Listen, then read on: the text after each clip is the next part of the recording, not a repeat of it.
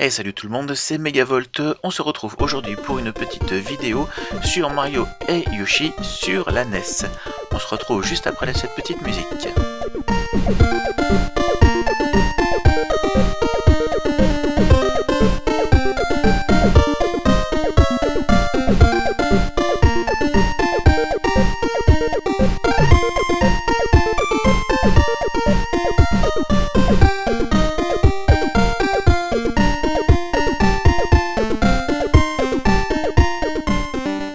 Mario et Yoshi est un jeu de réflexion sorti en décembre 92 chez nous et en 91 au Japon.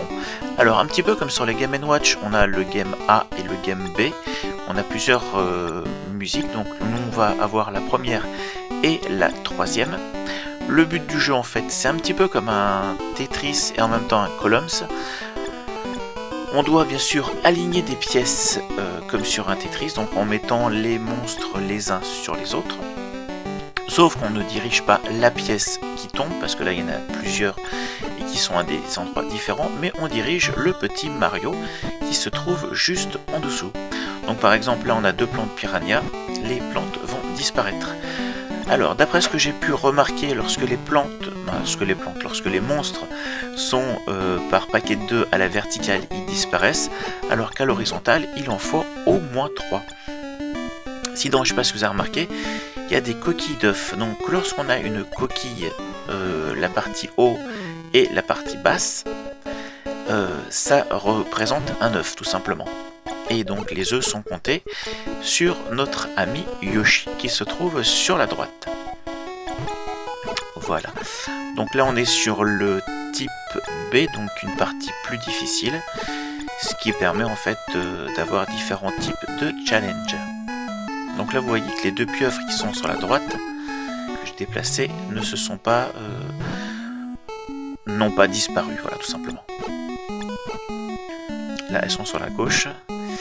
Là on a deux coquilles du haut, donc qui disparaissent lorsqu'elles ne touchent pas la coquille du bas. Ça permet d'éviter d'avoir trop de pièces qui montent. Donc ce jeu est également jouable à deux, c'est quand même beaucoup plus sympa. Ce jeu en fait j'ai pu le récupérer pour 30 centimes d'euros sur le eShop de la Wii U. Depuis il a augmenté, je crois qu'il doit être à 4,99 €. Il est également disponible sur 3DS si je ne m'abuse. Donc si vous aimez ce genre de jeu, je vous le conseille. Vous avez passé pas mal de temps dessus. Si vous aimez tout ce qui est Tetris et compagnie, ça devrait vous faire plaisir. Hop, donc là les deux pieuvres ont disparu. Là on a beaucoup de fantômes. Hop, donc on voit qu'en diagonale ça ne fonctionne pas. Et hop, deux d'un coup. Voilà, je vous remercie d'avoir regardé cette vidéo et je vous dis à très vite pour d'autres micro-tests sur gamezik.fr. Ciao ciao les amis.